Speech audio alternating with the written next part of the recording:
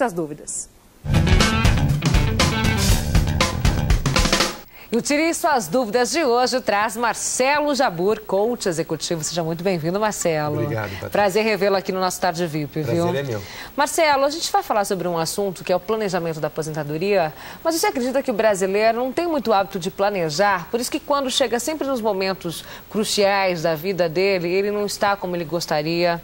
E acontecem situações que acabam até privando ele de uma aposentadoria mais tranquila, por exemplo, porque quando ele estava lá, no momento de planejar, ele não planejou. Sim. Tem essa característica mesmo? Tem. Na verdade, assim, a dificuldade em planejar não está só com a aposentadoria, está com a vida toda, né? Então, a carreira, muitas vezes, o início de carreira, né? A transição de carreira, e até para questões pessoais. As pessoas não têm o hábito de planejar. E aí cai numa... É cultural isso? Eu penso que é cultural, sim, dos latinos, de forma geral, né? Uma dificuldade maior em prevenir, uma dificuldade maior em planejar, em se organizar. Mas, por outro lado, não dá para manter essa cultura, para estimular essa cultura, porque ela é prejudicial, né? Deixa a gente numa vida muito angustiante, porque você está sempre, né, no sufoco, sempre no sufoco, sempre correndo.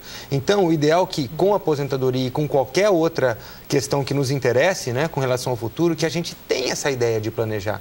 Porque é profundamente simples, né? É um tempo que você usa para cuidar de alguma coisa que não é urgente. Esse é um ponto importante. Porque você não cuida do planejamento porque ele não é urgente. Você fala assim, tem que planejar para 2011. Você fala, vamos planejar em maio. Aí fala assim, tá bom. Aí chega maio e fala assim, vamos deixar para agosto. Vai, né? E vai quando você vê, você está em dezembro, entrando 2011, e aí você trata do planejamento com urgência. Então, o planejamento para o que quer que seja na vida, inclusive para a aposentadoria, cuidar não porque é urgente, mas cuidar porque é importante. E vai ser o que vai definir você no futuro, Não né? tenha dúvida. Não tem dúvida. E você determina situação, os passos ali. Porque você assume, quando você faz o planejamento, você assume alguns compromissos, né? Ou em termos de poupança, né?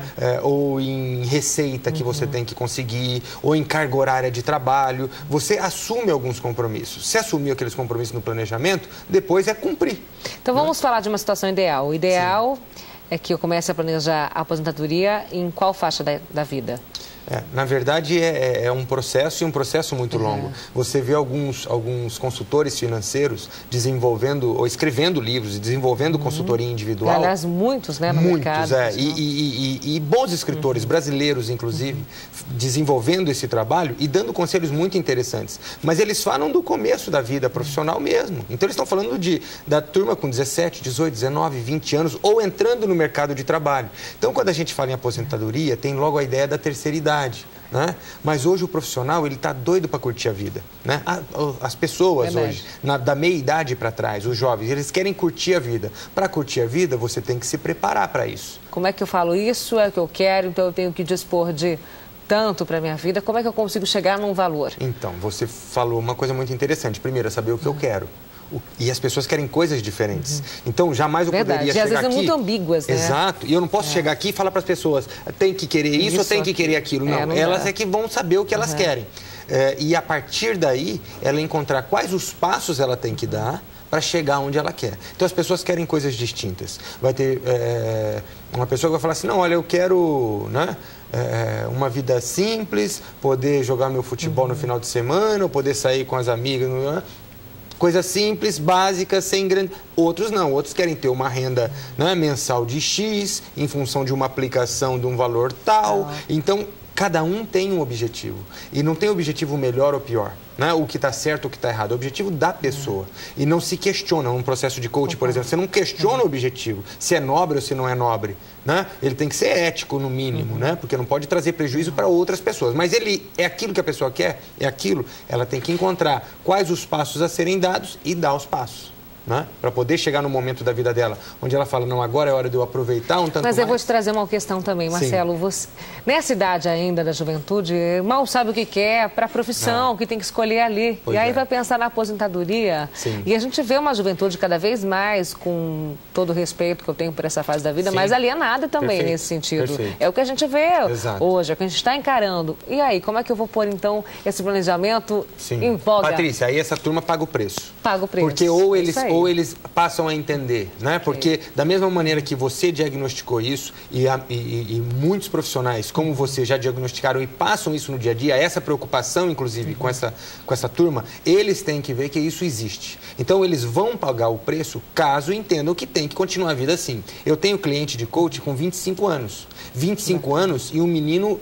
Eu chamo de menino, né? Mas 25 anos e ele, está muito claro para ele a vida que ele quer ter.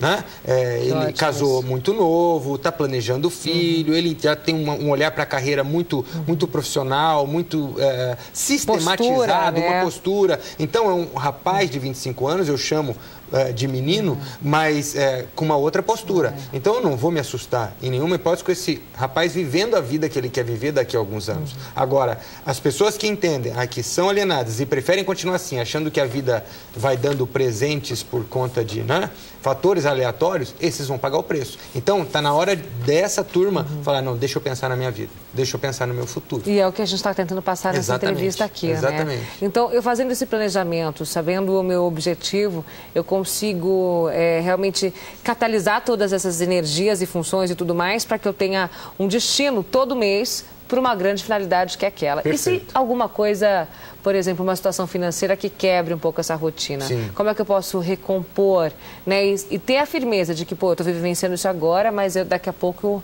eu vou trazer de volta as rédeas. Na verdade, quando ele faz o planejamento, ele vem com uma linha de ação. É o que você disse. Então, ele planejou, sabe o que tem que fazer e vai fazendo. Aí tem um determinado momento que ele vai fazer, ele executa e algumas coisas dão certo e outras dão errado. O que ele faz? Ele controla. Ele está sempre checando o que está acontecendo. Depois que ele checa o que está acontecendo, bom, algumas coisas deram certo ou aconteceram algumas coisas do ponto de vista financeiro ou de saúde, muitas vezes, que interromperam o processo. Aí ele faz uma avaliação do que aconteceu até então e replaneja. Porque não é um planejamento estático.